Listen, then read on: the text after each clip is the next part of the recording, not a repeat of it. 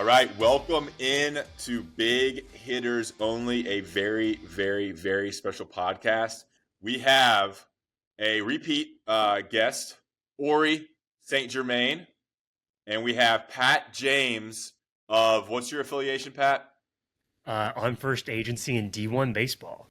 D1 baseball. So we're going to talk UNC, the Diamond Heels, heading to the Super Regionals to face Arizona. This is Pat James' first appearance on Big Hitters Only. Before we get into it, this is brought to you by Delta Spirits and Delta Spirits. Drink deltaspirits.com. Use the promo code BHO10 at checkout. I'm actually going to pour a Delta Spirit drink right now. Popped it. So let's see what happens over the course of the episode. Drink deltaspirits.com. Promo code BHO10, a very good alcohol substitute. All right, guys. This is the first podcast I've recorded for Big Hitters Only in 1 month. So we're getting back into it. Happy to have Pat James on. UNC faces Arizona on Friday at noon. We're going to get all into it here. Pat James is the expert. Aury and I are going to kind of host here. My first question is, Pat, is this team, this UNC team, 2025 Tar Heels, like, are they good enough to make it to Omaha? Are they good enough to win it all? Like, what kind of team are we working here? Maybe compared to some past years, even under Coach Fox and Coach Forbes here.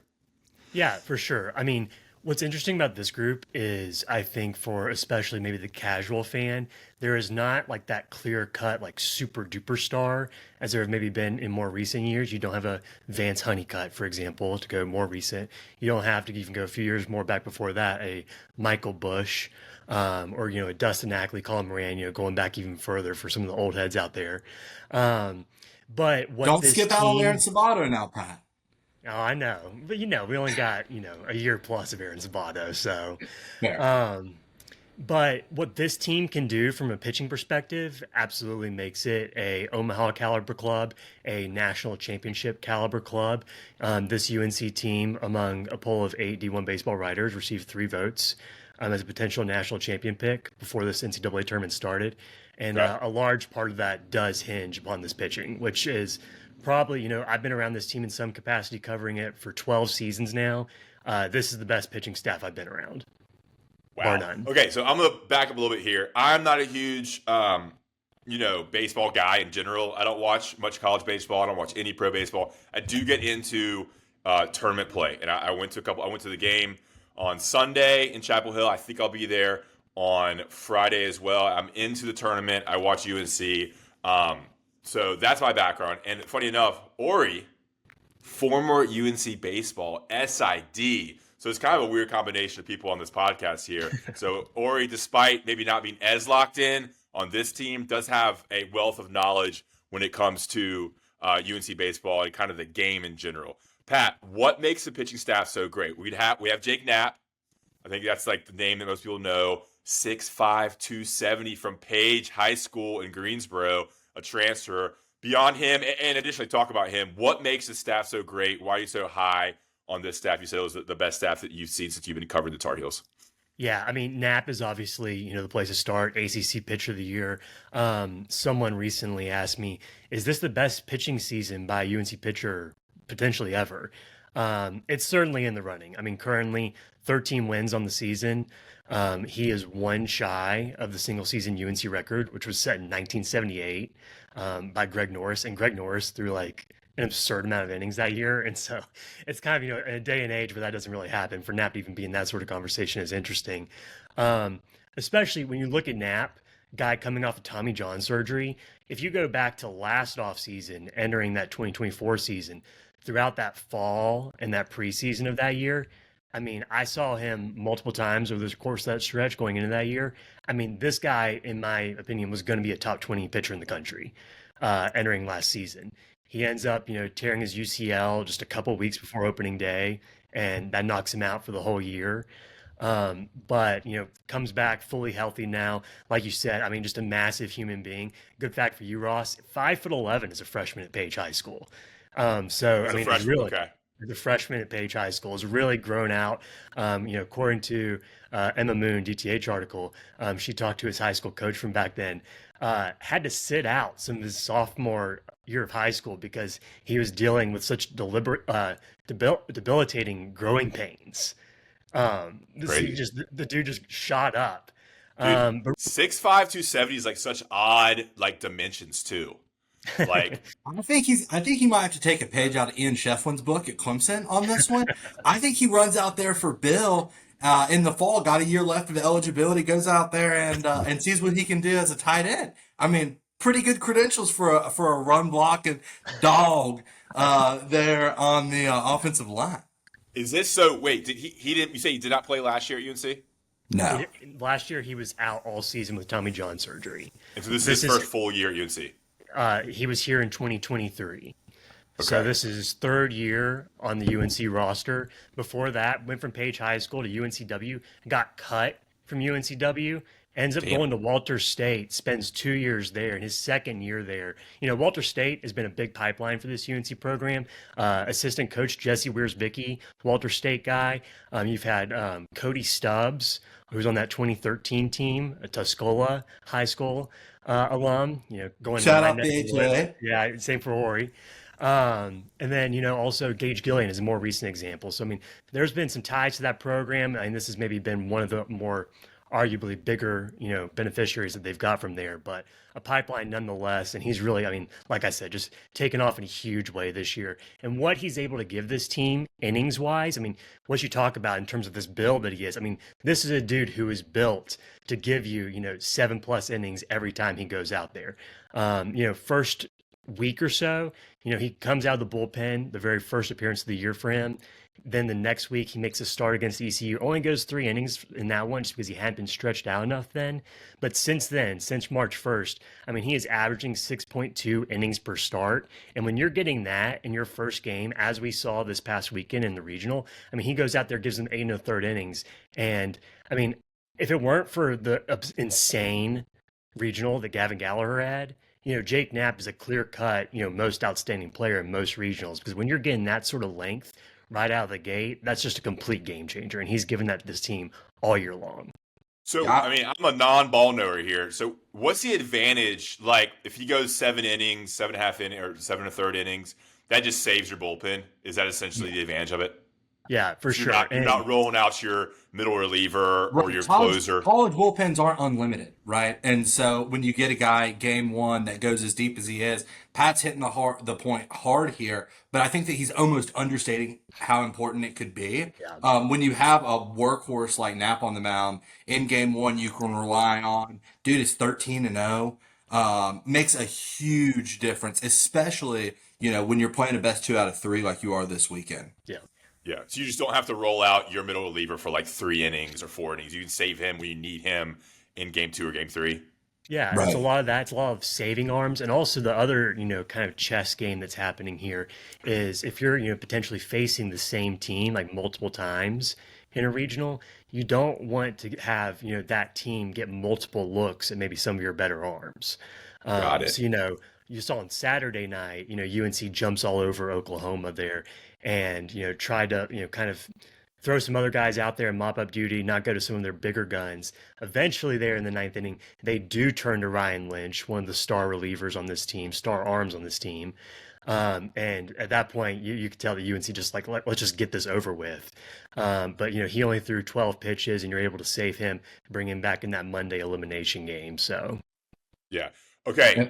What makes Jake Knapp so good in terms of his actual pitching? Like, what's he bring? I mean, this is literally inside baseball here. yeah, it's heavy fastball usage. That's definitely his bread and butter. It's a high spin fastball, ticks up in the upper 90s, 97, 98, averaging a little bit over 93 miles per hour. Teams are only hitting 192 against that pitch this season. That's in the 92nd percentile nationally. So that really is the pitch that gets it done for him. He also has a changeup and slider. Both of those are very quality pitches. And so, yeah, when it comes down to it, that fastball, like that's really the thing that gets him going. Keeps the ball on the ground. What's really interesting about Jake is that, you look at all of his numbers, the ERA, spectacular, 1.98. Overall, teams are only hitting 186 against him. But what's super interesting is that he has had the success that he's had without, having a ton of strikeouts.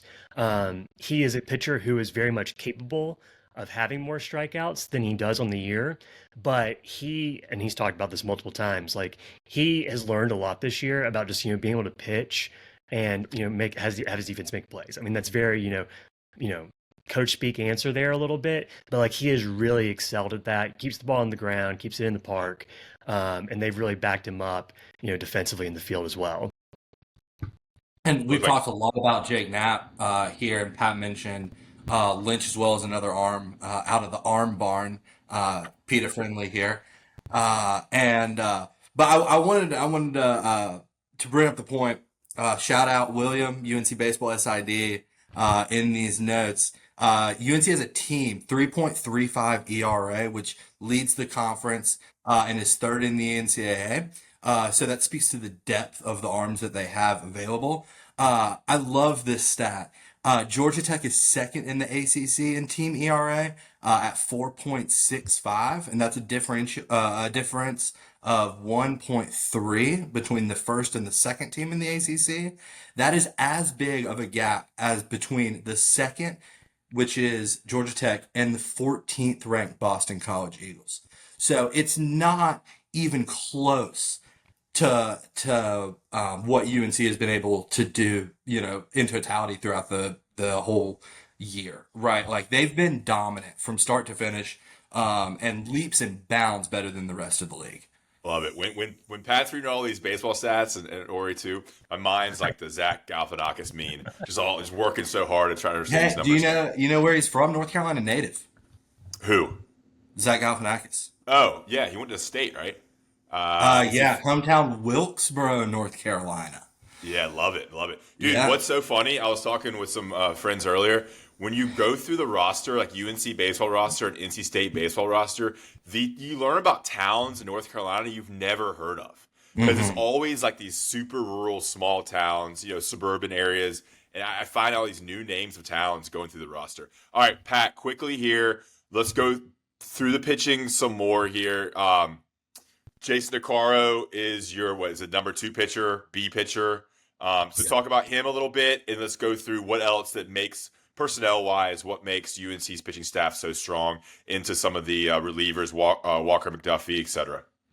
Yeah, I mean, what really makes this, I think this kind of says a lot, one, about Jake, but also about the caliber of this pitching staff, is Jason DeCaro is likely going to be, at the very least, a top half of the first round, potential top 10 pick in next year's MLB draft.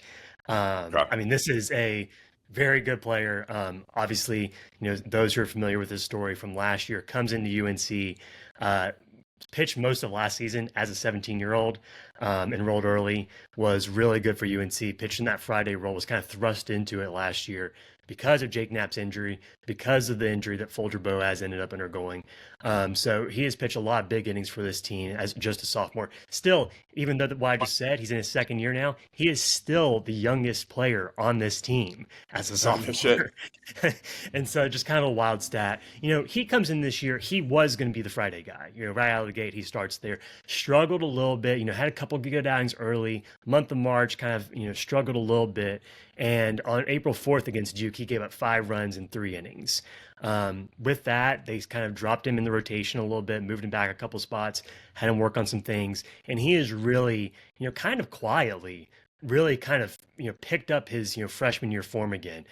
Since that Duke start on April 4th, over his last 7 starts, he has posted a 2.29 ERA over 39 and third innings. A big thing that he really struggled with early in the year was he was throwing a lot of strikes, but so much of it was kind of catching like the heart of the plate, like kind of, the middle third of the plate. Since then, in this stretch where he's kind of found himself again, not throwing it there as much, he's been a lot more, on the edges of the strike zone, the shadow, as they call it, kind of giving you a little another term there. I love it. Deep in the weeds. Yeah. I love it. He's been a lot better there on the outer thirds of the strike zone. That's been big for him. He's been inducing a lot more whiffs as well, especially with his fastball. And the big thing is he's getting way more ground balls and the fly ball percentage has also gone down. It kind of goes hand in hand. If you're, having a high fly ball percentage, more likely to be prone to home runs, kind of bigger extra base hits, things like that. If you keep the ball on the ground, that sort of, outcomes aren't really happening. So that's been a big change for him. And when you have, those two caliber pitchers running rotation, I mean, again, like we said, 8 1/3 from Jake Knapp in that opener against Holy Cross on Friday. And then DeCaro comes out and goes 6 innings. So you get 14 1/3 innings from your two starters there in your first 2 games of the regional. I mean, that was absolutely massive. I mean, 2 of the bigger outcomes of the whole weekend. I believe I looked it up. Yeah, 14 1/3 innings. That was the most UNC's gotten from its first 2 pitchers, starting pitchers in a regional in 14 years. So a massive advantage, puts you in a good spot out of the gate, and is also going to be extremely valuable for this team when they go into a best of 3 setting, as they will this weekend in a super regional. So yeah, I mean, Jason DeCaro finding that form has been huge. Kind of moving on to the rest of the pitching staff, like you kind of talked about a little bit. Yeah, there, quickly. Yeah. Jake Knapp, is he going to be drafted? I mean, where will he be drafted next year? So this is, a good question, and one that, Thank you. I've had a lot of people came up and were asking me about this over this past weekend, because so the thing about, the MLB draft is a lot of it comes down to age and just overall leverage. So Jake Knapp, he is 24 going on 25, which is, pretty old for a college prospect. Generally, a prospect who's that old, typically you do not see them get drafted as much. You also look at Jake, like we talked about, coming off Tommy John surgery. You go back 10 years ago, that's a bigger concern. It's not as big of a concern now as it used to be, because you see guys come back all the time from that. Still, it's something you have to put down. But what Jake does have going in his favor is, one, I mean, you can't help but look at the results that he's posted this year, the numbers. Like, people are going to see that he posted week in and week out for an entire season in the second best conference. That might piss some people off. I mean, it still probably is the SEC's number 1, despite how last weekend went. But still, a very good year in the ACC, a very good league for Jake. You combine that with the kind of frame that we talked about, I mean, that is something that you have to feel good about, I think, as a scout, is that, he does project really well. He will hold up, as you go forward, and you probably can throw him right away into AA ball. Maybe as early as this fall. Probably hold him off until next year, just because he has thrown so many innings already. But yeah, I mean, I think that, for some, they might view him exclusively as an undrafted signing, where they might, throw a little bit more money there. But because he has done so well, you're probably looking at a day 3 pick. I think someone will pop him at some point there between rounds 11 and 20. Pat, Go ahead. going Aury. back to the beginning of that comment, you said, I got asked a lot of times over the weekend. So take me a day in the life of Pat going to the Bosch. If you are outside of the confines of the press box, you're hanging out with all the common folk in the stands. How often are you getting approached with these questions? Is it, every half inning? Is it you either go get a picture with Roy Williams or you ask Pat a stat? Or how often are we talking here? And is it the same people all the time? Yeah, I mean, like I said, I've been around a little bit. I like to think that, I've gotten to know some people, and that those relationships do mean something. So I do enjoy popping around the Bosch a little bit, just kind of throughout the game. Every once in a while, I might get quite the warm welcome that I received from someone such as ourselves, Aury St. Germain here, who welcomed me to the Bosch on Saturday night with about as big and warm a welcoming as I could have asked for. Cheering me on as I walked up the brick steps there up to Boshamer Stadium. Hard not to. Yeah. You can't miss the hair. It's just like, oh my God, Pat James is here. It's awesome. No, Baseball but can be played. I enjoy popping around. Like, I mean, I enjoy, getting to know some of the parents a little bit, some of them, they do follow me on Twitter or whatever, which is, fun. Pat James 24. Sure. Yeah, I mean, So no one's really been covering UNC baseball for as long and as in depth as you, I would say, since you were in college. So yeah, good question there, Aury. Yeah. Okay. I was gonna ask one more thing. Oh, I mean, it's crazy. I would think that he was gonna be like a top, 3 or 4 round, 5 rounds. This guy's 13-0 or whatever you said. I mean, that's crazy that he would be outside the top 10 rounds. It just blows my mind. The Just age is because a of big the age. factor. Yeah. Yeah. And I I have know, one. go ahead. I have one quick other question for Pat on DeCaro. I was sitting there watching him on Saturday. Obviously, pitched really well. And sorry Bryant Gaines for not knowing proper pitching mechanics, but it seems like when I'm watching him, Kylen Kyson. for Oklahoma State, when he's throwing the ball, I mean, is his entire body is moving towards the plate, and it's everything that he's got is going there. When DeCaro pitches, it seems like it's a lot of arm. Am I just making that up in my head? Does that seem like it wears on your arm a little bit more than somebody that might, push off and use their core a little bit more? Maybe I'm getting too technical, but I was sitting there watching it and it was something that I noticed. Yeah, I mean, for sure, in terms of the general point about like if you are more kind of an arm thrower than using your whole body, like, yeah, like that can tend, to, potential injury, things along those lines. Certainly, like you do have guys who, for example, just to give you a current example, Mm-hmm. Liam Doyle, has been a pitcher, the ace for Tennessee, been in the conversation right there with Jake Knapp for probably the two best starting pitchers in the country this season, along with Kyson Witherspoon's another one. Mm-hmm. Certainly, Liam Doyle is a potential top 10 pick in this draft. But there is some people, some scouts who do worry a little bit about his delivery. It's very high effort, could have some reliever risk to it. So you certainly have that a little bit. I don't know if I would necessarily, I mean, not to say that you're completely wrong, Aury.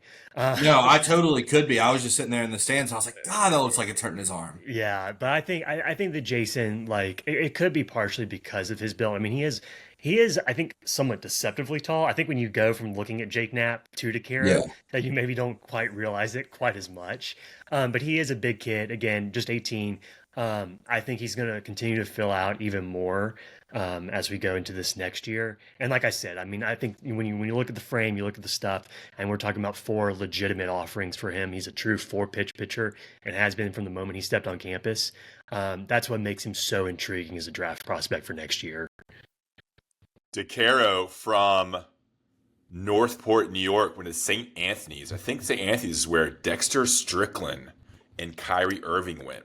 Not his name anymore. What is his new name? Baden Jackson. Baden Jackson. Yeah. I'm proud of you And- for knowing that.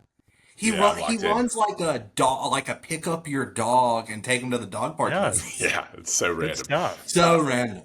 Yeah. Dexter Strickland, now Baden Jackson. I always loved, certainly maybe more so during the Mike Fox era, but UNC's New York, New Jersey Italian pipeline. It's like the team always had at least 5, 6, 7 players whose last names ended in vowels. Like the legacy of UNC Italians in baseball is huge, and DeCaro certain carry on that tradition. There's a couple more too as I go through the roster. All right, quickly here, Joey let's go Lancelot. through. Oh yeah, there's tons of them. Let's go through the relievers and the bullpen here. Pat, take it where you want to go. Maybe drop 2 or 3 names, but let's keep it a little brief here. I love Walker McDuffie. Shout out Gregory Hall. I mean, that dude. Hey, fun fact here, Pat James. I know his high school coach. Well, Walker I know McDuffie. his brother really well. So a little connection there. Yeah, that's another one that's kind of fun when you talk about towns. I mean, Walker McDuffie claims Broadway, North Carolina as his hometown. Never heard of it. That's a real, point of conversation between him and Coach Forbes. Coach Forbes is a big, I mean, from Sanford, North Carolina, and technically Walker is also from Sanford, North Carolina. But there's a lot of talk back and forth there between the two of them, like with Coach Forbes being like, dude, like, why aren't you claiming Sanford? Like, come on, man, like you gotta. But yeah, I mean, that's a good place to start. Walker McDuffie and Ryan Lynch, the two true freshmen, they have been major, major, major impact arms for this team. I mean, I go back to the fall, first look at both of them. I was like, I mean, it was truly eye-opening, where I was like, okay, like these guys are going to contribute right away. Both of them do it somewhat the same, somewhat a little bit differently. They both have good velo.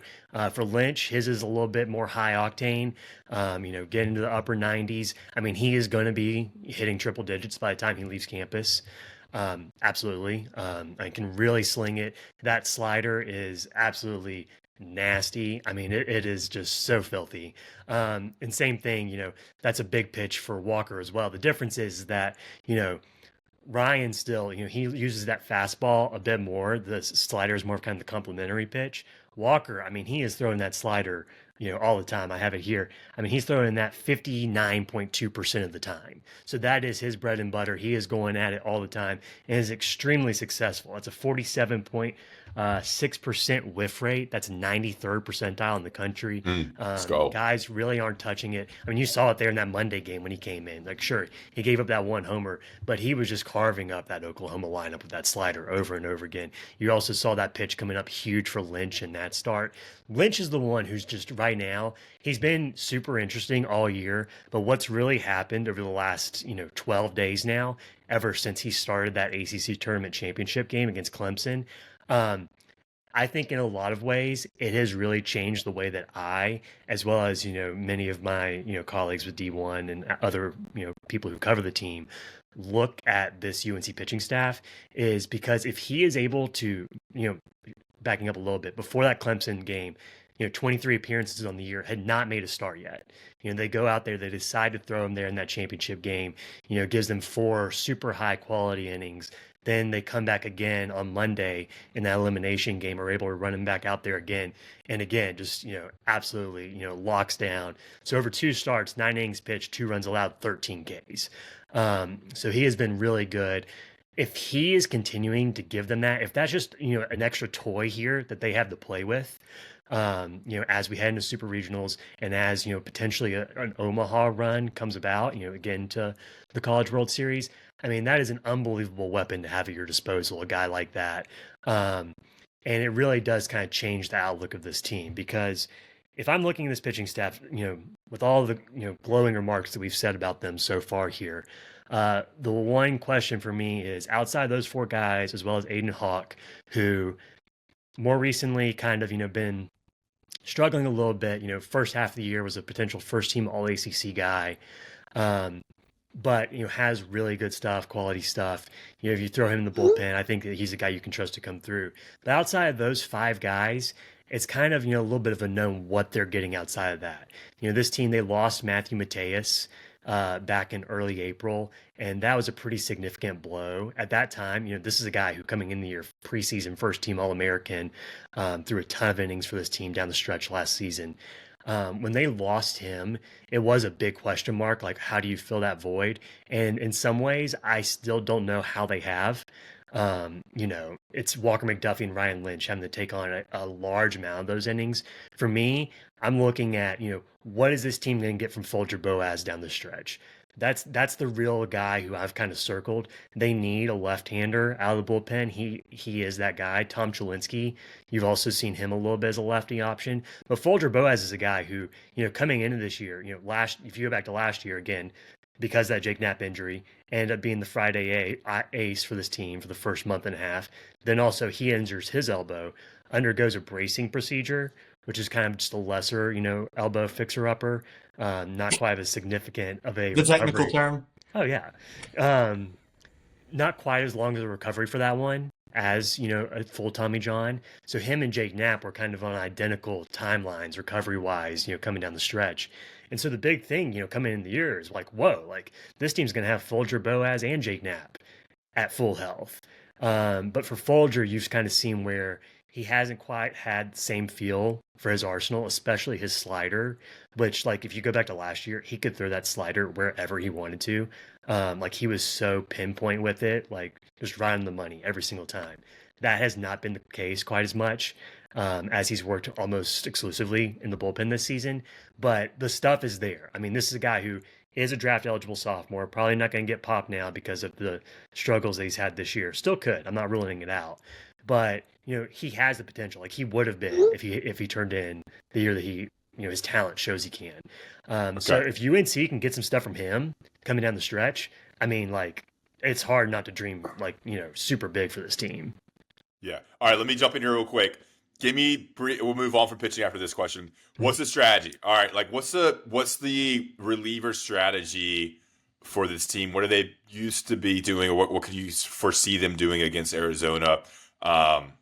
like, I mean, I don't know. I don't even know who their closer is. Like, so is it just bring in Lynch and then McDuffie, or hope Lynch can take them there? Just give us a quick breakdown of what you expect to see from the bullpen and the relievers After and Knapp the closer. CG on Friday. Right, yeah. So that's the thing. Is, I mean, when you have a guy who can go out there and do that, I mean, again, like we talked about, like this is kind of just full circle. I mean, it really is a game changer. Like that you can rely on a guy who's just been that consistent. Again, I'll just repeat it. Averaging 6.2 innings per start since he got fully stretched out at the beginning of March. I mean, that's just a huge number. Not a lot of college teams are getting that consistently. So I mean, like the thing is with the way this team is built, like if Knapp and DeCaro are able to give you 6 or 7 innings, like I think it's fully within the realm of possibilities that you just throw McDuffie after Knapp on Friday, and then you just throw Lynch after DeCaro on Saturday. You just threw 4 pitchers all weekend, and that's it. Like that is certainly in the range of outcomes for this team. And like honestly, like if you had to make me do percentage wise, like that's probably the more likely outcome, just because of how good those guys have been. So, all right, what would happen on Sunday? God forbid it goes to 3 games. If it does go to 3 games, I mean, see, now this is where it becomes a bit more interesting, just because Ryan Lynch has been so good in these 2 starts that we've talked about. I am very curious. You know, we're recording this here on Wednesday night. Thursday afternoon, UNC is going to have another media availability before Super Regionals get underway. I'm really curious to kind of hear from Coach Forbes what he says about, you know, is Lynch going to be the 3 guy? Are you going to see Aiden Hawk out of the bullpen now? Are they going to mix that up at all? So I think you certainly could. It even could be, you know, a scenario where like you've seen this more and more in baseball, you know, from the major league level down in recent years, the idea of an opener. Sure, like maybe if you do throw Lynch on Friday night in relief, maybe you still bring him out on Sunday. He goes 1 or 2. As maybe a starter? 3. Yeah. And then you turn it over to Aiden Hawk after that as a reliever.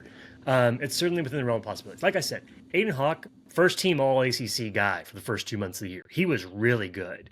More recently, that hasn't been the case. You know, I think that his command has been a little bit iffy. That was the big thing for him last year. That kind of was a bit of a bugaboo. But over the first, you know, during that stretch when he's doing really good, the changeup was a really good pitch for him. It was, if you would have asked me like in mid-April, what's the best pitch on this UNC pitching staff, Aiden Hawk's changeup might have been the answer. It was certainly in the conversation. That hasn't been the case quite as much. And, you know, you go back to that Sunday start against Oklahoma where he struggled a little bit, but there were some signs there to me that kind of indicate that he could be coming back a little bit. He had 8 strikeouts. That was his most since his start against Wake Forest on like April 15th, whenever that date was. So he was getting some swing and misses. There were a few times there we just didn't quite finish batters, which was an issue for him last year. But in my opinion, I thought the stuff looked, you know, pretty good, like probably the best it's looked in a couple of weeks. So I think that was pretty promising as well. You were talking about UNC's best pitch as a staff. Just out of curiosity, when was the last time that UNC had a knuckleballer? Like, have you seen somebody in your time covering the team that throws the old knuckle? Yeah, there was somebody who I'm pretty sure that, if I'm remembering this right. Because I grew up watching Tim Wakefield, and I thought it was the coolest thing ever. Yeah, no, Aury Dickey, you know. I mean, yeah, Aury Dickey. I am pretty sure there was one arm, not this fall. Mr. Johnson. There was one arm, not this fall, but last fall, going into that 2024 season, who they were toying around with a knuckleball. There's part of me that wants to say it was Ryan Hinch, but I can't remember that clearly. But that's the only time I've seen anyone, you know, even toy with one. Okay. All right, interesting. All right, let's step out of the weeds here on pitching and get into the lineup, the hitters. I mean, what do you even call it? The field players. You got lineup, yeah. Lineup. All right, I mean, obviously. What'd you say, Aury? I said go with the field players. Pitchers and field players. Yeah. All right, obviously coming out of the regional, Gavin Gallagher was the star, was like, what was he, like 9 for 13 or something, whatever. We'll go through the stats here. Luke Stevenson's a player that I've been hearing a lot. The catcher, Hunter Stokely, Big Stoke, just a big dog on first base, or classic old school first baseman. But Pat, I need you to work on brevity here. Run through like the top players, the lineup, what you expect the hitting order to be, what's been working this year for UNC, and what's made, because I thought their offense looked great in the regional. Like they were, I came to the game and they were just hitting all the park. But the floor is yours. Yeah, I will try to be quick about this. Obviously, that was the big question mark coming into the season. I mean, how do you replace an offense that lost as many stars as this did? Vance Honeycutt, Anthony D'Onofrio, Casey Cook, Parks Harbor, on and on and on. I mean, so many guys, so much production, so many home runs. And that's the thing. This team, not a lot of power, but it can show it at times. It's not like they can hit home runs. I think there are a lot of people who would be like, oh man, there's no power at this team at the start of the year. But just it comes and goes. They execute. Like that is what they are good at. They know how to play baseball. I mean, that is such a silly answer, I feel like, but it's the truth. Like they just get stuff done. And do you mean like small ball, like bunting and advancing runners and shit like that? It's a little bit of that. Like it's not, constant. Like, they don't bunt a ton. They, you saw it if you were watching the ACC tournament against Florida State, that semifinal game. They had back-to-back bunts there in the 8th inning of that one that led to, the go-ahead runs. The bottom of the order, has been really good about that. But a lot of it is, stolen bases. They're doing a good job there. It starts with Kane Kepley at the top of the order. 40-plus stolen bases this year. He's only the 4th player in UNC history to steal 40-plus bags in a season. He has been really good. He gets on base. He draws walks. He gets hit by all sorts of pitches. I mean, dude's been hit by like 25 pitches this year. Just a magnet for the ball. But dog. Yeah, I mean, You think he leans into it, or do you think it's legit? No, I think it's a little bit part. I mean, we've talked to him about it too. Like he's like, dude, like this never happened to me when I was at Liberty. Like I did not get hit like this at all. It's just happened. I don't know. That's the cost of freedom. He gets on base, and like obviously that's what you want at the top of the order. After that, Jackson Vanderbrake, this is a guy who 2 years ago, 2nd team All ACC last year. One of the team captains on this team, last year and this year, along with Jake Knapp. Last year, a bit of an enigma. It was, started the year in the starting lineup, got pulled, didn't see a whole lot of him, but had a big moment there in Omaha in that Virginia walk-off game. This year he's come back, looked a lot more the form 2 years ago. He's been a big piece for them. Keep going. Luke Stevenson, you mentioned it, draft eligible sophomore. So he's 3. He's hitting 3. Yeah. Okay. Draft eligible sophomore there. He has been really good. This is a guy who's probably going to be picked somewhere between picks 20 and 30. Depends on who you talk to. Big time arm behind the plate. Above average defensively across the board. Big bat. The thing with Luke is that, he's got good power. He's up to 18 home runs on the year. That leads this team. And he also has been walking a lot. I think at times he has maybe been a little bit too patient. I think that there's some scouts who are also kind of, curious about that because he has struck out a lot, 68 strikeouts on the season, pretty high mark for them here. That's a bat who's going to be obviously a big one to watch down the stretch. You look over the last 5 games, which includes the regional as well as that Clemson ACC tournament final, he is 1 for 19 in those 5 games. So that's kind of a bat who they need to get going. Certainly going to be interesting to see. Before you move on quickly, Pat, on Luke, yep. I was in attendance on Saturday night. Had this fine gentleman, big Tar Heel fan, really into every single pitch. Really upset with Luke Stevenson about swinging at the first pitch.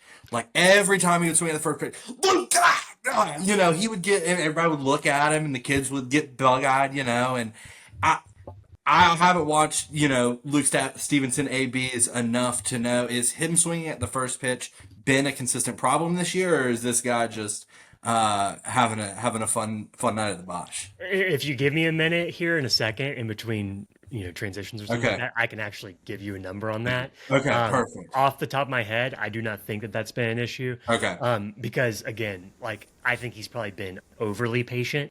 At the plate this season. That's why I asked, because this opinion was not of that.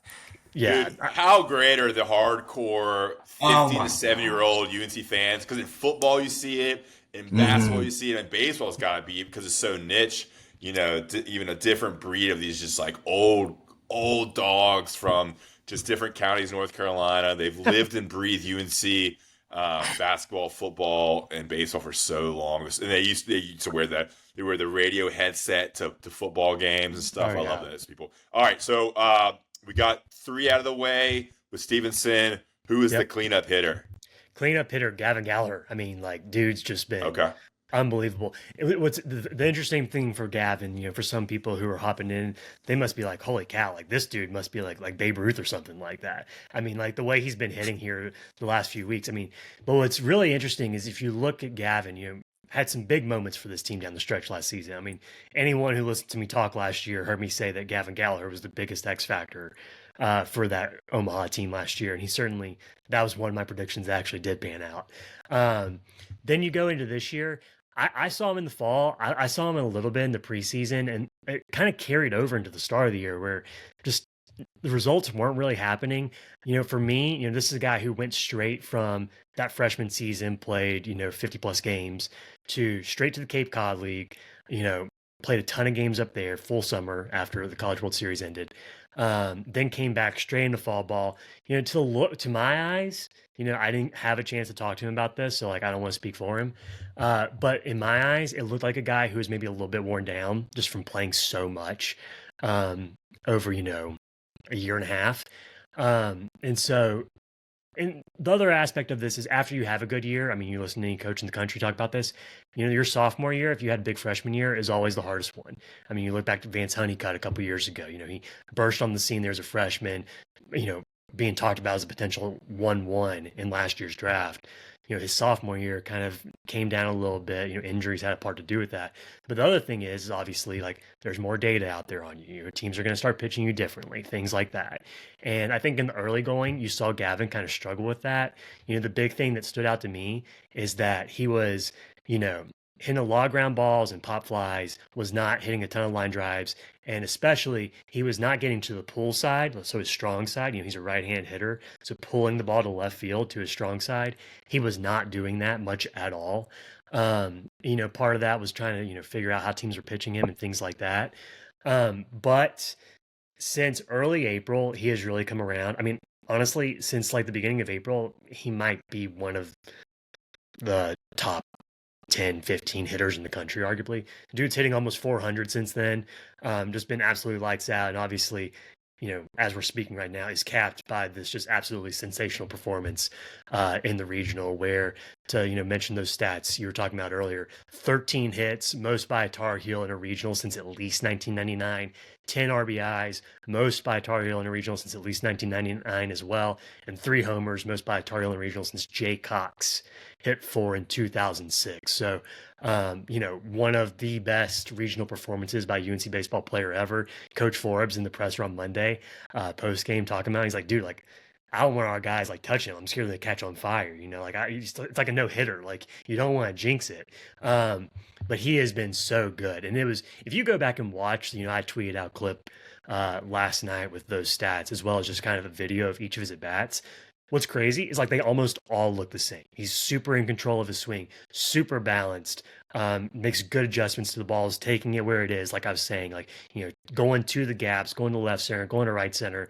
So this is a really good player, quality player. Thing for him that's going to be interesting to watch as we continue going forward is the defense at the defense at third base. Last year, he made some major strides there. You go back to his freshman fall, that dude played every position on the field except shortstop, pitcher, and catcher in that fall. Dude was all over the place, super athletic. Finally found a home at third base, really came along there, made some big plays in last year's NCAA tournament. That success hasn't exactly translated over the season. He has made some solid plays here and there, but some key errors as well. You saw it in that Sunday game when UNC lost. He had, a big error that led to a run there as well. He's certainly capable, but they could use a little bit more there, more consistency. As we kind of continue to move through the order, if you want me to, Ross. Yeah. Let's just name them. I want a sentence on each. Yep. One sentence. Hunter Stokely is a graduate who is enjoying his biggest season as a Tar Heel. Yep, there you go. There's one sentence. He's a home run hitter. He's a big dog. I mean, at 5, go ahead. Has never been a home run hitter in the past. Uh, He surpassed his home run total for a career high, like within the first like 3 or 4 weeks of the season. So has really kind of emerged as that a little bit more this year. Has found a lot of success. The big thing for him this year is that he has found a lot more success driving the ball the opposite way. And he's always been a very good hitter of, in terms of, doing what we're talking about with Gavin. Stokely has always been very good about hitting the ball where it's pitched, being able to drive it to the different parts of the ballpark. He's had a good spray chart in that regard. He just hasn't ever had a lot of power to the backside to left field as a left-hand hitter from the right-hander's batter's box. He has really unlocked that this year, and that's allowed him to have a big year. He entered this year, this NCAA tournament. He played in 9 career NCAA tournament games, had never recorded an RBI. He had, I believe, 5 ribbies on the weekend, including the first run driven in UNC's 3 wins. So big piece of this lineup. Awesome first baseman, gold glove caliber first baseman, according to Coach Forbes. okay. Does a really good job there. That's where he's big at. Similarly, Nice. All right. talking defensively, Alex McDuffie at shortstop. I mean, just a ball player. I mean, that's the best way to talk about him. I mean, that dude just gets things done. He does not make mistakes there at short. He's very solid there. Played second last year when Colby Wilkerson was at short. He's moved over to short, been just as successful. Gets on base, does a good job just putting the ball in play, just makes things happen. Good player. Tyson Bass, sometimes you don't know what you're gonna get from him. And just to be completely honest, super tooled up, can really launch the ball. I mean, in the Tooled fall, up. yeah, I mean, Yeah. I love that descriptor. Dude is I, tooled up. I am he- loving the baseball terminology here. in some ways, like his tools, they are very similar to Anthony D'Onofrio, who you saw in right field last year. That's the spot that he's holding down as well. A North Carolina Wesleyan transfer, for those who, know, that's where Scot Forbes played at under Coach Mike Fox before, Coach Fox came to UNC. I believe, if I remember correctly, after talking with Coach Fox, Coach Forbes, UNC has only had one other player from Wesleyan come here since they came to UNC in 1999. So Tyson Bass, he's the second. When he gets a hold of it, I mean, that ball goes.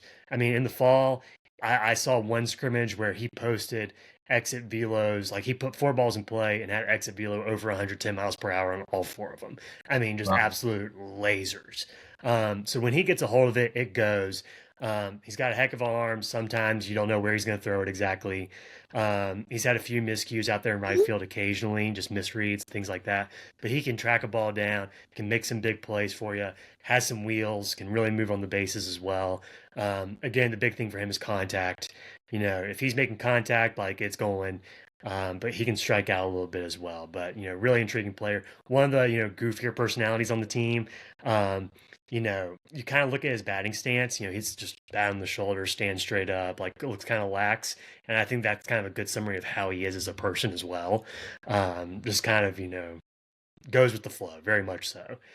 Dropping down, DH and left field, rounding out the order. Those have been the 2 like kind of spots that have kind of fluctuated the most over the course of this season. It's been kind of a bunch of people who they've tried in different spots there. Since about mid-April, Carter French has really kind of taken hold of that left field job. This is a guy who was a true walk-on from Jesuit High School down in Tampa. Came here to UNC, has had, a couple moments here the last 2 years. When Vance Honeycutt got hurt 2 years ago, this is the guy who took over, played some outfield for them down the final stretch of the season. Had a couple, moments here and there last year, come off the bench, mostly, as a defensive sub. He's a very good defender and he's got some speed to occasionally come in as a pinch runner. But around April, after experimenting with a lot of guys, they just kind of made the decision that, in left field, the other options maybe weren't kind of, giving them a ton offensively or defensively. And they just kind of made a decision like, what, Carter French, he's a really good defender out there. Let's put him out there. It's definitely kind of brought this, team defensively together. This is a really solid unit all across the board in terms of defensively. And he's really kind of helped bring that together. He's made some big plays out there, gives them a lot of speed in the outfield. And at the bottom of the order, sure, he's not going to, he's not a big homer threat, but he's done a good job of just turning the lineup over, which is what you want from the 9 hole. get it back to Kepley, allow him to kind of get things going again. He's had some big moments as a bunt with some bunts. Coach Forbes has said, earlier this year that when Carter French arrived as a freshman, he was maybe the worst bunter that UNC has ever had. But he has become like an adequate bunter. Like they can put him in some spots again. He had a huge bunt in that ACC tournament semifinal game against Florida State. Has made things happen here and there. So like he's kind of an interesting player. And the DH spot has also been a little bit of a rotating cast of characters. Sam Angelo, he's been one of those guys. This is a guy who at the D3 level, Montclair State is where he came from. The numbers that he had at Montclair State were unreal over 4 years. I mean, we're talking like, hitting, I believe, close to 400 over his 4 years at Montclair State. Came here, the results really haven't been coming, but Coach Forbes and the staff, like they've kept talking about, like it's going to happen at some point. He's got like a really low batting average on balls in play, a BABIP. Which means that it's taking into account like how well the ball's being hit and are they getting lucky or unlucky in terms of, how often that ball's, resulting in a hit, things like that. His BABIP is one of the worst in the country. He's just kind of had some tough luck there. But you saw him, I mean, one of the heroes of the weekend for UNC comes up with, that multi-homer game and that Kyson Witherspoon start on Saturday. I believe he ended up driving in 5 runs on the weekend. Had another bomb there on Monday. So, I mean, heck, if they're getting that continuously, I mean, or anything close to that, I mean, if you have those two guys turning things over to the top of this lineup, I mean, it really kind of just raises the ceiling of what this team can do. Okay, great. All right, we're ending the roster lineup player personnel. First, I want to make sure you know to drink Delta Spirits, drinkdeltaspirits.com, promo code BHO. Try one of the different drinks we have. We have the Paloma here. We got what is this? The cherry limeade. All the drinks here. DrinkDeltaSpirits.com, promo code BHO10. We get a little bit of a kick for each sale, and that helps us kind of pay the producers and editors behind the scenes here. Also, subscribe to our YouTube, Apple, Spotify, big hitters only. All right, let's get a little loose here, guys. Let's get off the hardcore baseball talk there. I do love it. Pat, what has the press box been like? Let's just go regional wise, or to ACC tournament regional wise. I know ACC tournament was not at the Bosch, but what's it like covering the game at the Bosch when things get a little more serious and it's not a couple people? What's it like? Who are some of the characters? Is there a lot of talking? Is there a goofster in there? I know you got Rod Baxley, a BHO alum, RL. You got Tommy Ashley from Inside Carolina. What's it like? Yeah, I mean, like this is the kind of year where like the intensity definitely picks up. You go from maybe there being like 3, 4, 5 of us in the press box for pretty much all year to having overflow seating out on the concourse. Like you might see some people out there. In terms of characters, I mean, friend of the show, I know Adam Smith definitely brings a lot of pizzazz to the production. Also, friend of the show, RL Bynum makes an appearance. Hey, RL starts coming out, after basketball season ends, Heck yeah. I know, some of us, think of baseball a little bit more highly, but Adam doesn't come until ACCs or NC State series. We'll give him a break. Okay. But yeah, Adam comes out, definitely brings some energy. The way the press box is set up, over regional weekend this past weekend, just to give you a little bit behind the scenes. You have scoreboard Dave over here. Dave's the man. Love the energy that Dave brings to the production. He's there almost every home game.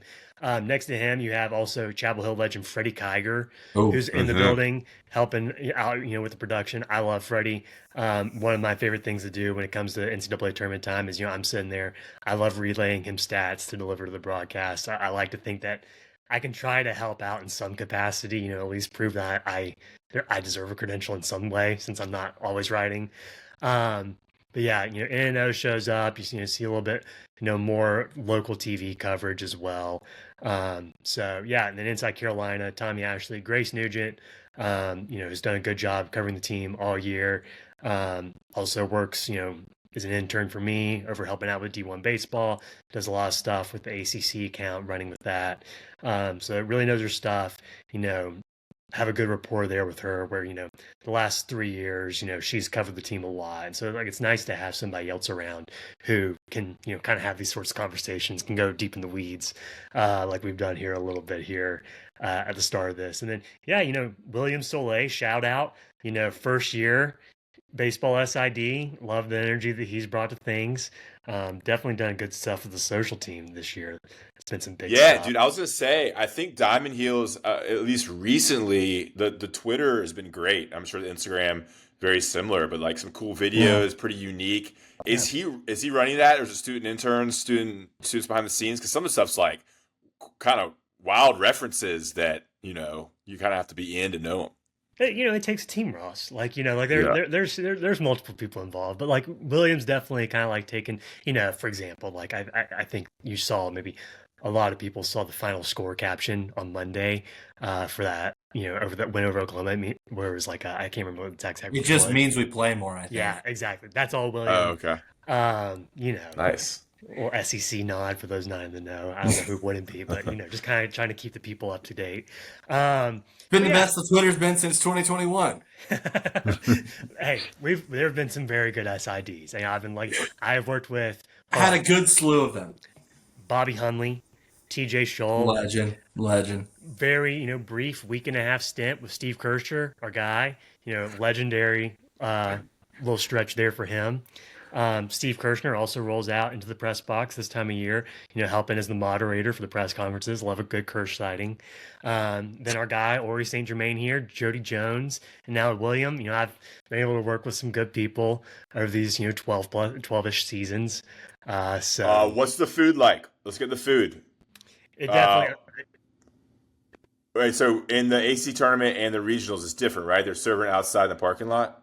So for ACC tournament, you have for example, for this year, ACC tournament, obviously at the Durham Bulls, there will be catering that's, right in your back door. For anyone familiar with the Durham Bulls setup, like if you were sitting at home plate at the Durham Bulls, if you look directly behind you into that kind of club seating back there, that is where the media seating is set up at the DBAP. So we're all set up in there with, kind of, chairs and everything, and then they have like a catering crew that comes through. There's like 4 or 5 meals a day. They really take care of you. There was a sign out there this year that was like, if you have any sort of dietary restrictions or anything like that, let us know, we'll take care of you. I was like, damn, this is legit. I will Vegans, gluten-free, pescatarians. I will say one complaint. Herbivores. If we're talking about ACC, it used to be back in the day, they used to have a little like dolly that would bring in ice cream to the media. Was such an awesome thing. I don't know what happened to this. Like, I don't know what happened. Like, maybe it's like these lattes that you're talking about, Ross, where lattes are going for $6 nowadays. Like, what happened to all the ice cream? Like, I mean, you just can't get it. But, it's a really good production. They do, ACC does a good job. My colleague, Aaron Fitt, also big time baseball guy. He'll tell you, ACC's tournament snack game, best in the business. What's your favorite ice cream? See, now, like, you're like a mint chocolate chip kind of guy? No, just give me chocolate, just straight chocolate? I will be. I've been on a little bit. I don't know how many people are familiar with Jeremiah's. There's a Jeremiah's that opened up in Pittsburgh. I'm out here this direction. Yeah. It's kind of like, Italian ice, like a Rita's. Yeah. A mango gelati, like just mango Italian ice with some vanilla. Like it's awesome. Yeah. Just. What's your favorite, Aury? Probably summer peach. And I'm a seasonal ice cream eater. And then like fall, winter, early spring, probably more of like a cookie dough or cookies and cream, kind of thing. Was in Richmond 2 weekends ago. Had some banana pudding ice cream to die for. Dude, Shout out so good. Shout out Blue Cow in Richmond, right by the river. Lick your ice cream cone, watch nature. You'd love it. God, ice cream is so good. All right. And the food for the regional and super regional, I might try to get there on Friday. It's out in the parking lot, right? They get catered? Yeah, down the third baseline, hospitality tent. As much as the food is a big part of that, like, and definitely a step up from, obviously they take care of us all year, IP3, whatnot, stuff in the press box. But as much as like, the food stuff kind of, ups its game a little bit when postseason time comes around, it's also just the vibes, really going down there, mingling with everybody, Yeah. seeing different people, whether it be some of these, people who are kind of showing up out of nowhere to cover the team, and or, just people who have been around all year, people within the athletic department or whatever, relationships I have there. It's good stuff. You really talk about the matchup, what's going to go down. I get a lot of those sorts of questions every time, when it comes dinner time, whatever. Yeah. So Okay, let's run through a couple more things here. Scot Forbes, I want to talk about him. This is 5th season. Took over for Mike Fox. Mike Fox, legendary head coach. Multiple College World Series appearances. Scot Forbes now, I think if this team can make it to College World Series, you're like, damn, great hire. He's been to super regionals. He made the playoffs every year. Regional, super regional appearance and lost. Regional and lost. Last year, College World Series, and this year, they seem to be one of the favorites to obviously make Omaha with a good chance to get pretty far. Give us like the general take on, what's he doing right, what makes him good, and what people say about him. You kind of approach it from more of a national perspective. How is he perceived nationally as a manager for what should always be a premier top tier program? The thing about Forbes is that obviously I think that it was, pretty widely known that, once Coach Fox retired, it was going to be Coach Forbes. Certainly, Coach Forbes, had potential opportunities to go elsewhere. He did leave, for a brief point, went to Winthrop, was there. I can't remember if it was for 1 or 2 years, but then came back in 2006 and, has been here ever since. I think, the one thing that certainly, draws people to him, and he is a very likable guy. I mean, exactly how you see how he is in the press conferences, that is how he is, always smiling, good vibes all the time. I think people really do, rally around that. I think one of the, when you talk about what's allowed them to be successful, I think that the way this coaching staff has been built has been extremely interesting. You had Jesse Wiersbicki, who's been the assistant hitting coach for this team since 2017 was his first season. So he's been around for a little bit, 8 years. Bryant Gaines came back as the pitching coach there in 2020. We've seen what he's been able to do with the arms. They're bringing in high caliber guys, top to bottom. Yeah. But especially the kind of arms that they've been bringing in here recently, I think has been able to allow this program to kind of, make a leap, compared to where it was maybe in 2020, 2021, his first year there as the head coach in 2021. And then, if you keep expanding, what are you going to say, Ross? Yeah, recruiting wise, is he recruiting? Are they recruiting at super high level compared to where Mike Fox recruited? Mike Fox had a stretch there when he was also balling out. But are they top tier recruiting wise? Maybe compared to the end of Mike Fox's career too? Is he better, equal? Well, it's tough, when in that stretch, like Coach Forbes was the recruiting coordinator then, you kind of saw that, for example, the high school class of 2016, so freshmen on that 2017 team, we're talking Michael Bush, Austin Bergner, Gianluca Delatri, those guys. That was the number 1 recruiting class in the country that year. And so they have not quite received that mark. But you go back to last year, the freshman class they brought in, this Jason DeCaro class, D1 baseball, we ranked that as, I believe, the number 4 impact freshman class in the country coming into that season. This year, just, with the way the numbers work out in baseball, this year was a little bit of a smaller class. But I mean, again, we spent a good chunk of this podcast talking about Walker McDuffie and Ryan Lynch, what they've done. I'm not I don't really follow a lot of like actual like future recruits. Sometimes, some of them come across my radar. But from all indications, they have some good freshman arms coming in next year as well. When you talk about other outside recruiting, obviously in this day and age, we're also talking about, NIL transfers, Yeah, transfer things like portals. that, and that they've done a really good job at that. I mean, you look like back to last year, Parks Harbor, Anthony D'Onofrio. Those were just two major impact additions for them. Anthony D'Onofrio, a guy from Quinnipiac, Parks Harbor, a transfer from Georgia who they were able to bring here, and really took off. I mean, as good as he was at Georgia, became a much better player here than he ever was at Georgia. Yeah. And similarly, Yeah. I think that's good on recruiting. yeah. Can I also say, just in terms of the coaching staff, Yeah. though, like, we got to, at some point, we got to go to bed. but also in terms of coaching staff, Jason Howe Yeah. was the guy who they brought in a few years ago. You combine that, him and Bryant Gaines have been able to form, kind of a Love tag it. team with Yeah. pitching, that where, Coach Hal is out there in the bullpen during the games, and they're they got a lot going for them. They've built this pitching lab. Those three factors together, I think, have allowed this pitching staff to kind of, continue making the strides that it's made. And then obviously the other one is Scott Jackson, who was brought back this year, had been the head coach at Liberty the last few years, Coach Forbes' best friend. Scott Jackson decided to come back here. He was one of a couple of head coaches in the country who decided to leave to go to assistant jobs this past offseason. He ends up coming back, here at Chapel Hill. Kane Kepley comes with him from Liberty. Obviously, as we already talked about, massive addition there. Who knows if UNC gets him otherwise. And I think what Scott Jackson's be able to provide, just in the dugout, in the recruiting perspective, I mean, phenomenal recruiter, Scott Jackson. Carter Hicks, another guy who's really been a big impact on their recruiting as well. So just, they have a really big operation rolling. Sweet. Okay. Shout out Jay Howe. Great guy. Yeah. Let's dive into, let me check the notes here. Let's do some questions here. And some of them are really stupid, mostly from Blue Heaven Big Hitter.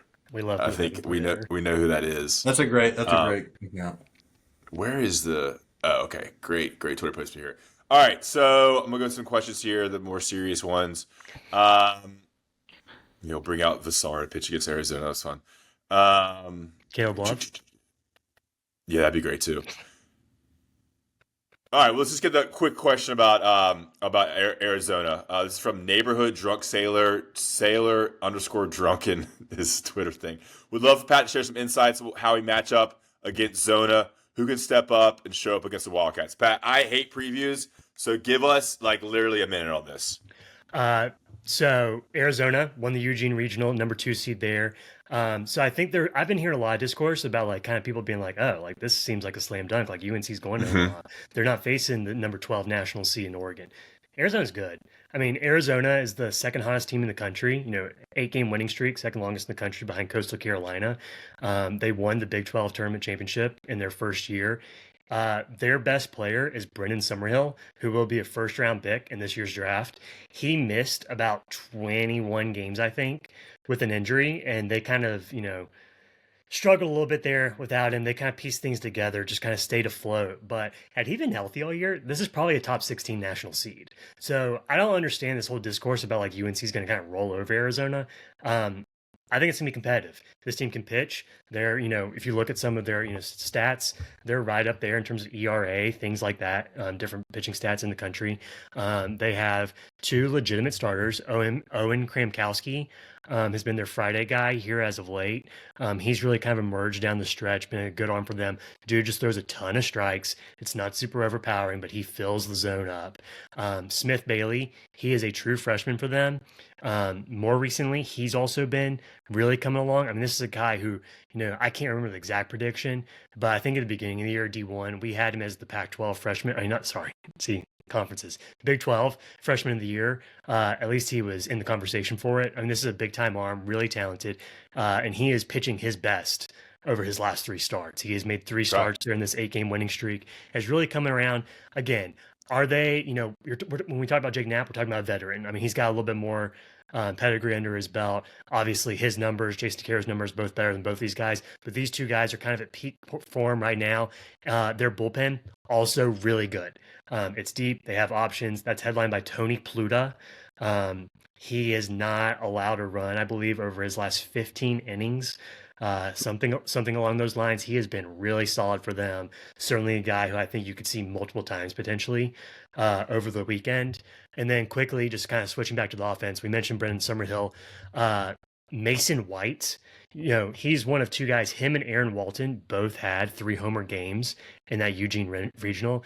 That ballpark, PK Park, it is a hitter-friendly park. The ball flies out, but nonetheless, like these guys, like have like legitimate power.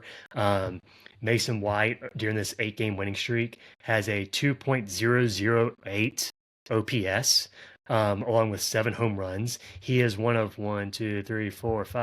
6 hitters in this Arizona lineup who has an OPS over 1,000 during this 8-game winning streak. So like their offense is really functioning at a high level. Again, 8 games, smaller sample size, but like these guys can hit.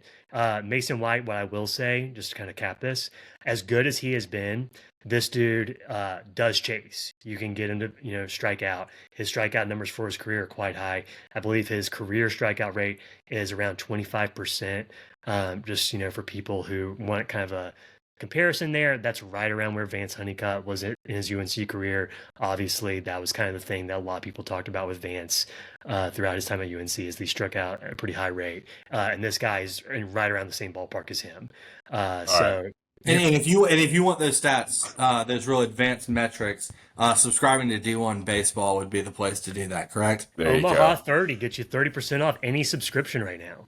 Okay, it's a great time to be a D1 subscriber. That's right. So, check that out. So, I got a few things on Arizona I've got to mention. Okay.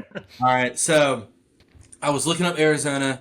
I'm lucky enough to go to Tucson every January as part of a professional development program that I've been involved in. So I'm very familiar with the cactuses, or the cacti in the mountains, but particularly around Arizona baseball.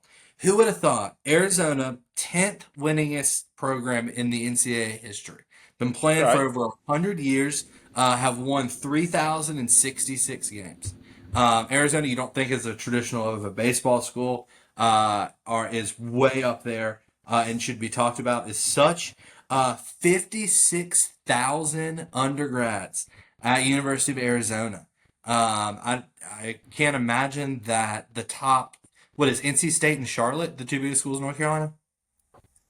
No idea. No idea. Sure. I would imagine that them together don't equal the 56,000 at Arizona, which is kind of wild. And then since 2022, Taco Bell has sponsored a hot sauce race at every single Arizona baseball game. So this is the 4th year of it. It's fire versus hot every game as they run around the bases. Love it. 2025. It's a good sponsor. It's a great sponsor. They sponsor big hitters only. So who's your guess? Pat and Ross. Who won the races this year? The records? You think fire or hot won more Taco Bell hot sauce races? Fire one more. Yeah. You're going fire more. You're also going fire, Pat? For sure. Okay, you guys are both right. I thought it was kind of crazy. Fire has won in 2022, 2023, 2024, and 2025. This is a 5-year winning streak of running the bases at Arizona. This year won 17-12. Fire is on fire in Tucson. And then the last thing, I was perusing the Arizona game notes, and unlike William Soleil's game notes that are incredibly well put together, I was looking at some nuggets on the probable pitchers coming up for this year. And they've got 3 pages, one for each guy. I'm like, oh, this is awesome. They have a section called Coach's Comments on every pitcher, and for every pitch of every pitcher. They have three guys outlined in their game notes. There are 2 combined comments on the 3 guys. One guy just has no comments, and the only 2 comments in their game notes are brand new pitch. And that is, same comment is duplicated in both sections, and that's the only thing their coaches say about their pitchers at all. So shout out to the Arizona Baseball SID. I understand you're tired and you're not used to being playing this deep in the year, but The same comment twice. Probably time to take away that section. Just looking out for you, dude. Probably not the best look there. I mean, the Some people got SID critiques. people got no. Is it knuckleball? I mean, like I'm almost thinking it has to be, right? No, it's like slider and curve or something. It adds a lot to a broadcast, I'm sure. All right, getting back to the questions. Thank you, Aury. That was great. Getting back to the questions. Any chance the Boshamer Stadium is expanded anytime soon by Heel? Yeah, the real Scotty J. Heard you have to be top 1,000 Rams Club rank to get tickets to the Supers. That's crazy. I don't think it should expand. I think it's only full. And it wasn't even full for regionals. You know, it's only full for big games and regionals, super regionals, and maybe like NC State, ECU. Pat, what do you think about the Bosch? Any idea if it's ever going to expand or anything like that? I think that this was also, kind of a conversation in the press box this weekend. My kind of counter to that, the question that I would love to hear from people is like, where do you expand to? Yeah. Like, where do those seats go? Probably right field. You But take down a couple of the trees. and that's the thing though, is like, I don't see how you can expand without taking some trees down. And I would be very surprised if any more trees do come down, just because that is such a big aesthetic of this ballpark. Love It it. is. Travel Hill has too many trees, though. Everywhere you look, you can see freaking trees. That's the official Yeah. stadium from the Chapel Hill Chamber of Commerce. Yeah. We need more Anti-environmental. affordable housing, am I right? Now, I have in relation to this, what about putting, a couple more seats or a section in the outfield, I mean, not the outfield, but behind the home run, wall. Batter's eye. Like, That right? yeah, or something out there. I think what the Bosch needs is a rowdier environment, cater to fans, cater to students, and guys in their 20s, girls and guys in their 20s. Like, you look at these SEC stadiums, this is an event, on big nights, Friday night, Saturday night, or games during, you could cheap beer, students getting free. They got to make it more of a party. I just don't ever see it happening with the kind of the way Carolina fans operate and think there's always more to do, more libraries to go to, more action in RTP. But the environment has to get better. The fans that are there, they're dedicated, they're loyal. You probably have the same 100, 200 season ticket holders. But I'd wonder what they could do to make the environment better and cater to younger people who want to drink more. Yeah, I think there's probably definitely some strides that need to be made there. I will say, two things here. One, I was kind of surprised how, if you go back to last year's regional, when you looked at, obviously LSU comes to town, obviously they bring their entire army because, that's what LSU baseball does. It's the best fan base in all of college baseball. But if you looked, from the press box standpoint last year, obviously, clearly a lot of purple and yellow was in there. This year, obviously maybe not as many people are going to travel from Oklahoma and Nebraska, but I thought that it was pretty interesting to see, how blue and white it was, honestly, Yeah. especially on that Monday game, a 3:00 game. At the beginning of the game, I came pulling in at, I think, 2:20 into the Rams Head parking deck for media, and I did not run into any traffic. And I kind of was like, whoa, this place is going to be completely empty. But, 15, 20 minutes into the ball game, it was full. So I thought that was kind of, maybe okay, maybe this kind of is moving in the right direction a little bit. In terms of the seating, like you were talking about, when we're sitting up there this weekend, there were kind of two locations that we kind of pointed out, could you maybe expand seating there? One is down the right field line, kind of behind the visitors bullpen, running right up against Avery. The seats kind of end at a certain point. My only thing about that is that at that point you are so angled, looking almost right at the batter's eye and or the scoreboard. That's not really going to be a good seat for anybody. You're probably best just leaving that as dirt and mulch and whatever it is, as it is now. Trees. Yeah, trees. The other spot, and I thought this was kind of interesting. I'll give some credit here to Grace Nugent again. When we were kind of talking through how could you possibly add some sort of outfield seating, is obviously in left field you have kind of the grounds crew shack there in left, which if you saw Gavin Gallagher's last home run, those guys were into it. Which was always just a fun, sight, look and see what's going on over there. Could there be a way to maybe move the ground crew shack a little bit? Could you maybe put seats above the ground Yeah. crew shack in some sort of capacity. That maybe kind of feels like the potential area in my mind. I am not an architect or a city planner or anything like that by any means. And I do not pretend to play one on TV. But yeah, I Yeah, think do those kind of this. seem like Could Dude, you add another level like above the press box? I don't know. That's yeah. my other thought. I Like just just don't have know. like the suites like as the middle and go on top? Yeah, I don't know. could you even extend those suites longer?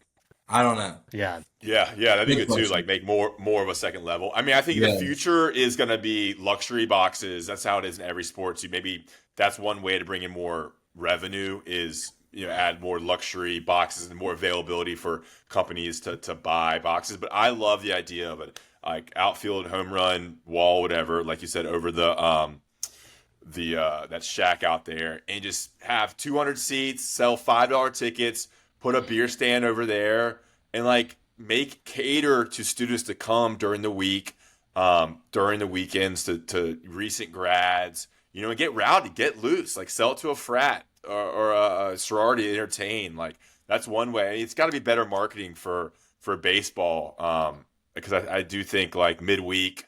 Oh, you tell me, Pat, but like midweek games are probably pretty sleepy, depending on who the yeah. No, competition they is. they And certainly certainly more can be. I opportunity to do make it an think. I mean, awesome, fun thing to do.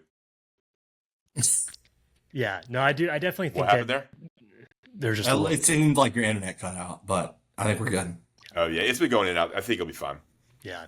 I was just gonna say, yeah. I mean, there definitely are those games where it's like, Tuesday, 2 o'clock, playing VCU. Not a whole lot of people out there. Might be, kind of gross out in February.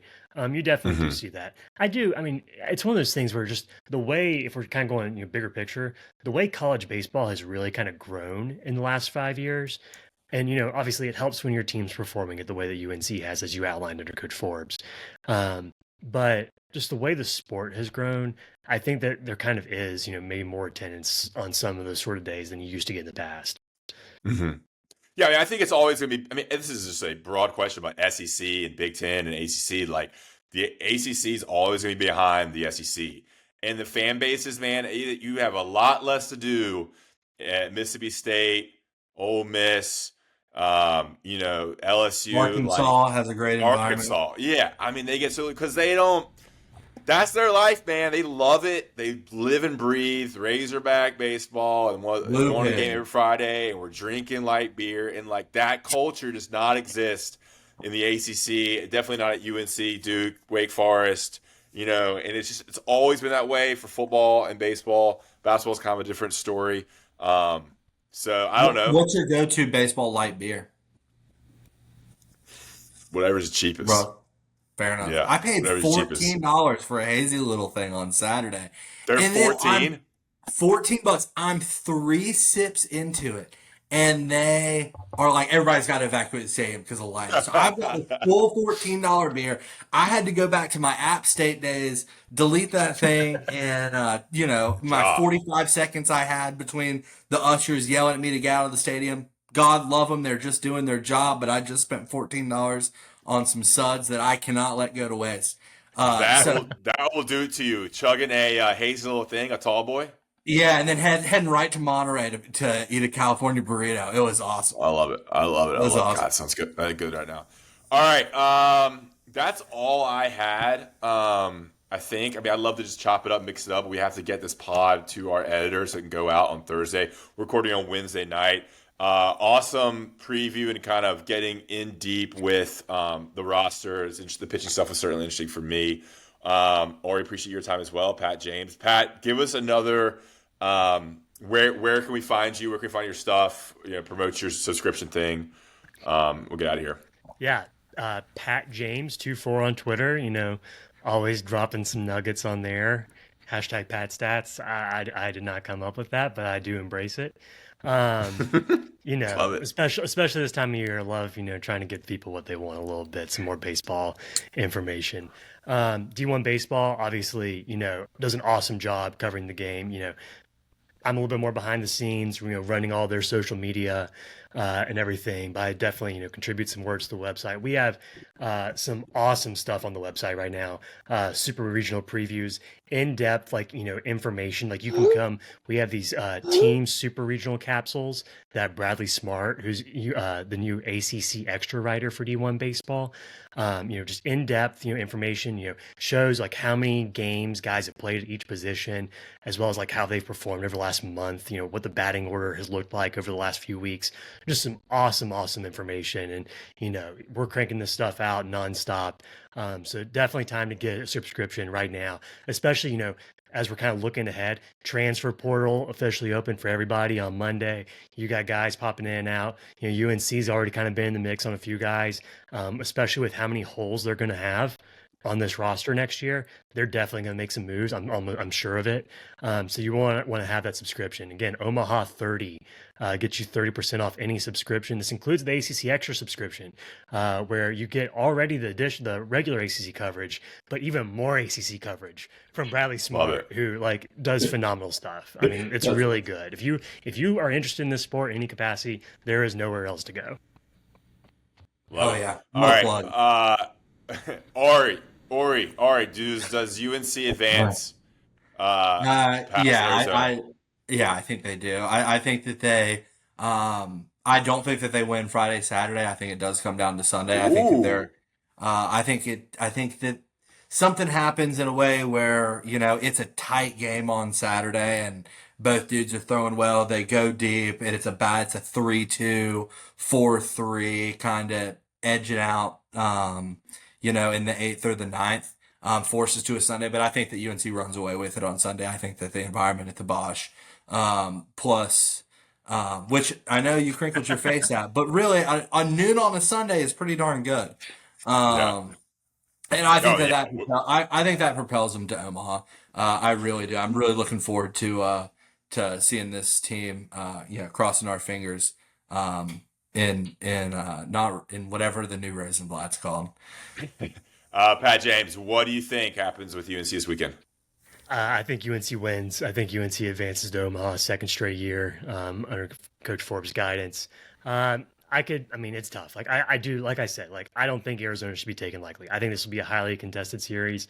I theorize that it probably will be pretty low scoring. These two pitching stats are legit. Obviously, both offenses have been kind of rounding into form, but I think that these arms are really going to step up and show out a little bit. I think it'll be, some tense baseball, but I think UNC will take it 2 out of 3. Go to Omaha again. Maybe we'll do this pod again next week. We appreciate your time, Pat, Aury, and we'll get out of here. Guys, thanks for listening. Big Hitters Only baseball preview, and we'll talk to you next time. I think I'll do some. We've floated an idea of doing a dad podcast with Mr. St. Germain. So look forward to maybe that in the next couple months. When's the baby due? July 27th. Oh, getting close. Man. You pumped up? Girl dad. Yeah, fired up, man. Yeah, excited. God. Little Emily May. We're me and my wonderful wife are excited to welcome her into the world here this summer. So that's awesome. We're pumped, man. It'll be awesome. She's gonna be a dog, and she's gonna be in a Big Hitters Only onesie coming home from the hospital. We got Uncle Pat over here. All right, guys, we appreciate you listening.